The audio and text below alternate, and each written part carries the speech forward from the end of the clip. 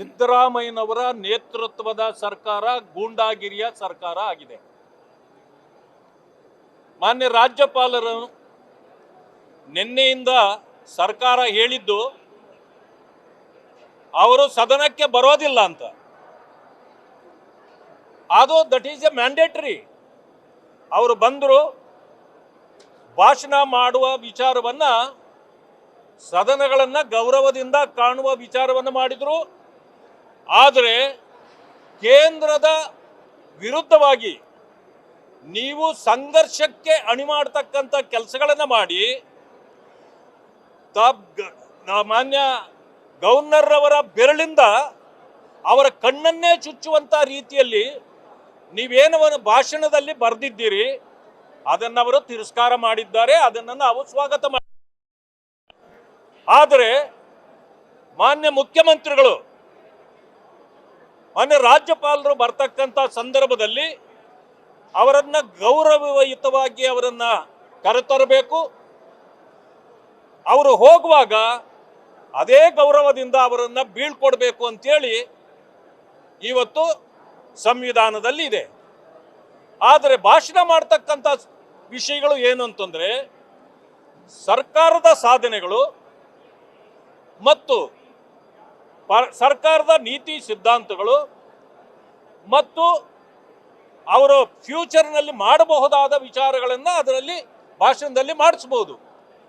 ಆದರೆ ಇವರು ಕೇಂದ್ರದ ವಿರುದ್ಧವಾಗಿ ಅಸಂವಿಧಾನಿಕವಾಗಿ ಸಂಘರ್ಷವನ್ನು ಮಾಡತಕ್ಕಂಥ ರೀತಿಯಲ್ಲಿ ಇವರು ಪ್ರೇರೇಪಣೆ ಮಾಡಲಿಕ್ಕೆ ಹೊರಟಿದ್ರು. ಈಗಾಗಲೇ ಮಾನ್ಯ ಸಿ ಟಿ ರವಿ ಅವರು ಹೇಳಿದ ರೀತಿಯಲ್ಲಿ ಮಾನ್ಯ ಗವರ್ನರ್ ಅವರು ಬಂದು ಭಾಷಣ ಮಾಡುವಾಗಲಿ ಅವರು ಹೋಗುವಾಗಲಿ ಯಾರೂ ಅಡ್ಡಿಪಡಿಸುವಂತಿಲ್ಲ. ಆ ರೀತಿ ಅಡ್ಡಿಪಡಿಸಿದ್ದೇ ಆದರೆ ಆ ಸದನದ ಸದಸ್ಯರನ್ನ ಆ ಅವಧಿಗೆ ಅವರನ್ನ ಅಮಾನತುಗೊಳಿಸಬೇಕಾಗ್ತದೆ.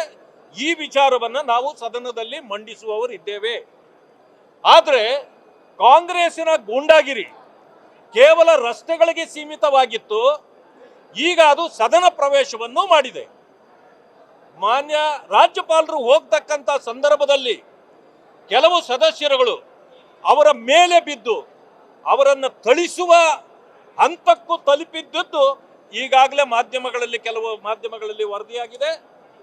ಇದನ್ನು ನಾವು ಖಂಡಿಸ್ತೇವೆ. ಮತ್ತು ಈ ಗೂಂಡಾಗಿರಿ ಸರ್ಕಾರ ಏನಿದೆ ಸಿದ್ದರಾಮಯ್ಯನವರ ನೇತೃತ್ವದಲ್ಲಿ, ತಕ್ಷಣ ಸಿದ್ದರಾಮಯ್ಯನವರು ಇದರ ಜವಾಬ್ದಾರಿಯನ್ನು ಹೊತ್ತು ರಾಜೀನಾಮೆ ಕೊಡಬೇಕು. ಯಾಕೆ ಅಂತಂದ್ರೆ ಈ ಗೂಂಡಾ ಸಂಸ್ಕೃತಿಗೆ ಅವಕಾಶ ಇಲ್ಲ.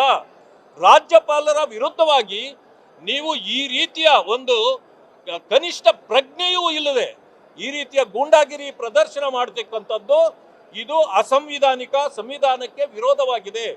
ಇವತ್ತು ರಾಜ್ಯಪಾಲರ ನಡೆ ಒಕ್ಕೂಟ ವ್ಯವಸ್ಥೆಯ ಪರವಾಗಿದೆ. ಸಂವಿಧಾನವನ್ನು ಎತ್ತಿ ಹಿಡಿಯತಕ್ಕಂಥ ಕೆಲಸವನ್ನ ಅವರು ಮಾಡಿದ್ದಾರೆ. ಅದನ್ನ ನಾವು ಸ್ವಾಗತ ಮಾಡ್ತೇವೆ. ನ್ಯೂಸ್ ಫಸ್ಟ್, ನಿರ್ಭೀತಿಯಿಂದ ನಿಮ್ಮ ಪರವಾಗಿ.